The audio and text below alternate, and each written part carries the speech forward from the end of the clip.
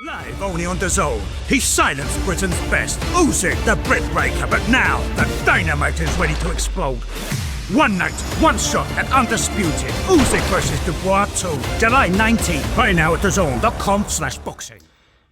So we are 8 days away from Dubois Usyk 2, a fight that I'm very much looking forward to. I know you guys are. Before I go into details, talk about anything about this fight, please, if you could consider looking on screen there, hitting like, hitting subscribe, hitting the notification bell. It literally takes 2 seconds. With the new setup, with all the good stuff, I think that the channel is going places. So let's get to 25k as quick as we can. We're not a million miles away from it. Also, a bit of a plug here as well. 7:30, I'm looking forward because it's going to be a live with a new setup. Well, I'm going to finish recording and then make sure the setup works because I haven't done it live yet. So we'll be doing that at 7:30 this evening. I hope to join you there. Let us talk about Dubois Usyk. And this is, I guess it's a two-parter. Not really a two-parter. I mean, I guess it's what if Daniel Dubois wins, and also talk about, well, what if Oleksandr Usyk wins. We'll do that in a separate video, right? But Daniel Dubois comes into this fight as the underdog, and rightly so. I haven't gone back and rewatched the first fight. It was a great performance by Oleksandr Usyk, and Daniel Dubois made many mistakes in there. He fought in a way that he literally played into Usyk's strengths. He really did. And he checked out mentally, and he was ultimately quit after 9 rounds. Having said that, that was maybe the, slap around the head that Daniel Dubois needed, because in his next fight, he fights Jarrell Miller, who I didn't think he'd be able to come through for the simple reason I thought he'd be taken to the deep waters and drowned. Didn't. Came through it. Went through hell early on against Hrgovic, took a lot of shots, came through it, won it. No problem against Anthony Joshua, never really was in any real trouble in that fight, came through it. We see a much more confident Dubois. He was meant to fight Parker. He's still annoyed that he's not fighting Parker. So he obviously wants that fight as well. So this is a more confident Dubois. It's a Dubois who, even when adversity has hit him, and it has hit him in a couple of fights, he's been able to come through it. He's been able to essentially punch his way out, So he is a much different fighter mentally. Quite a similar fighter physically than he was 2 years ago. But I think the mental game in boxing is something that we just can't underestimate. And that can make the difference. It genuinely can. Especially if you're looking at Oleksandr Usyk, who is an aged fighter. He is an aged fighter. We are talking about him potentially going old overnight. We don't know if that could happen or not. I mean, we look at the likes of Beterbiev, and he's still operating at the highest level. You have seen a slight drop in him, though. He's 40 years old, though, and he's making weight, whereas Oleksandr Usyk isn't. I think we're going to get a good Usyk, but I think we're also going to get an equally good Daniel Dubois. In terms of what happens if Daniel Dubois wins, it really does. It opens a whole can of worms up in the heavyweight division if you think about it, because Dubois won't just be champion. He won't have just beat Oleksandr Usyk. He'll be the undisputed heavyweight champion of the world. He'll be only the second man in the 4-belt era after Oleksandr Usyk to do it. It will really mean that the heavyweight division has to answer to him. Now, the problem with being undisputed is that unless you're Canelo Alvarez, chances are you're not going to be undisputed for long. And I say that because Canelo is one of those guys who'll be given carte blanche to do what he wants. The IBF, it took him a while before they finally stripped him. He's obviously got that title back now. But you know what I mean? When you're undisputed, more often than not, you have mandatories coming left, right, and centre.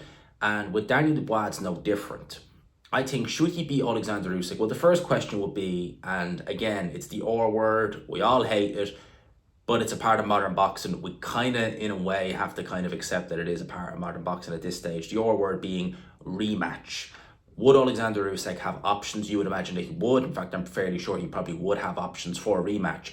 He would therefore have to do a trilogy fight with Oleksandr Usyk. And, if that happens, could be interesting, could be very interesting. We could be talking about Dubois not just being the only guy to beat Usyk, but he could potentially be the only guy to beat Usyk twice. Potentially, depending on how the second fight goes, if he should win. And again, this is a hypothetical video. If he doesn't rematch Oleksandr Usyk, what would you say is next for Daniel Dubois? Well, it becomes a very tricky one. Me personally, I think, although he spoke about wanting to fight Joseph Parker, and this again opens up a can of worms. It really does, because we'll talk about it, right? So I think he'd look to fight Joseph Parker. Joseph Parker is the interim champion with the WBO. He is mandatory. He's next in line.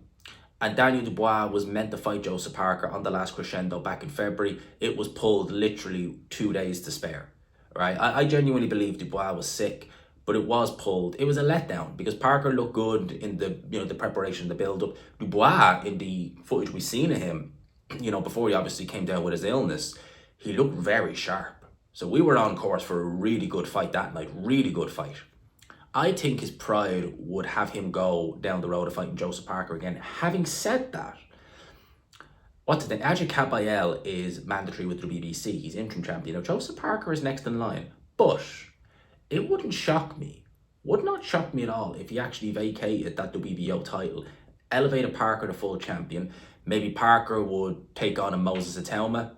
They're grooming him for that title shot. So there you go. It makes the most sense. They're all Queensbury fighters as well. So for Frank Warren, it's just all his Christmases have come at once. He has all the major guys at heavyweight, and his main guy is the undisputed heavyweight champion. So he can just decide, right, I fancy you as champion, I fancy you, you're going to fight him. It's all in-house. Doesn't matter.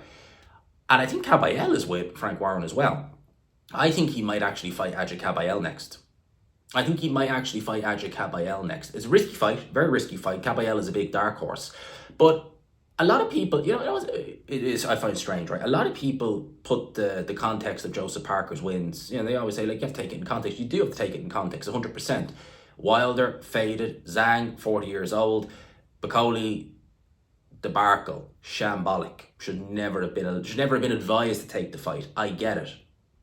Kabayel, Zhang, 41, I think, then when he fought him. Frank Sanchez, clearly injured. Ajit Kabayel, how good was he? He's gone on to be beaten by, did he get beaten by Guido Violeno? Was that who beat him? So again, you have to take both guys' wins into context. How good is Kabayel? I never rated him. Back when he fought Chisora, I was like, that was a horrible fight. And I mean, bear in mind, right?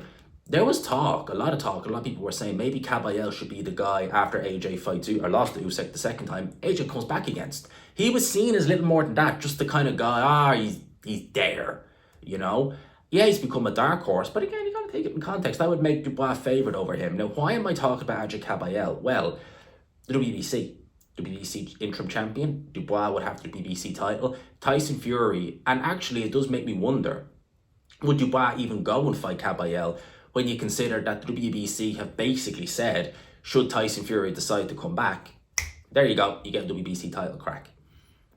Frank Warren would have an in-house fight with arguably his biggest star in Tyson Fury against one of his biggest stars in Daniel Dubois, maybe potentially his biggest star if he beats Oleksandr Usyk. I think Frank Warren would be mental not to do that fight. The question though is, would Fury be good with that fight? Because I think Dubois would fight him like that. Would Fury? Because Fury is talking about Usyk, he was right, I got robbed twice against him, I didn't get a fair shake, they only gave it to him because of the conflict in his country, etc, etc, etc.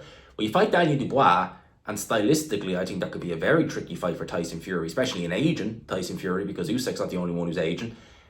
Then that opens up a whole another can of worms. What if he goes in there against Daniel Dubois and gets his head taken off late in the fight? But you can't really, what are you going to say then? You've 2 losses against Usyk and then a knockout defeat, potentially, to Daniel Dubois. You can't really swing that. That would be a worry. I would imagine if Dubois does come through Usyk and there is no issues with rematches as well, we probably would hear about Anthony Joshua. Anthony Joshua may be looking to invoke his rematch clause, which should have long since expired, but you never know the way boxing is. If AJ fought Dubois again, especially if Dubois has just beaten Usyk, even more confident Dubois knocked you out, beat the living crap out of you first time around, it would be like that, in my opinion, second time around. There's a lot on the table for Daniel Dubois. I don't know necessarily if there's so much on the table for Oleksandr Usyk. That's why we're going to talk about that in a separate video. But if Daniel Dubois beats Oleksandr Usyk, there will be a seismic shift in the heavyweight division.